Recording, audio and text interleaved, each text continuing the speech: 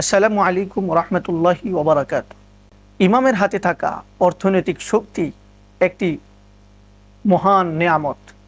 যদি তা আল্লাহর ভয়, হালাল উপার্জন, গরিব মিসকিনদের সেবা, দিন প্রতিষ্ঠা এবং সত্য বলার সাহসিকতায় ব্যবহৃত হয়।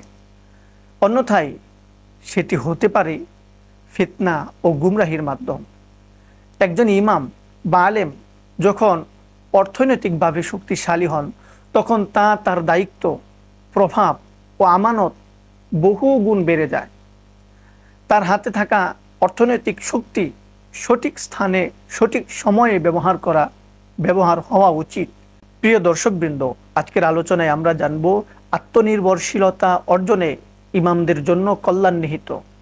ইসলামের নির্দেশনা কি, কিভাবে তা রহমত হতে পারে, আবার কিভাবে তা ফিতনা হয়ে দাঁড়াতে পারে।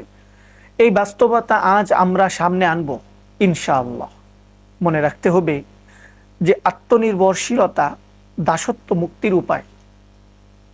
আসুন আমরা আত্মনির্ভরশীলতা কিভাবে দাসত্ব মুক্তির উপায় হয় সে বিষয়ে কথা বলি।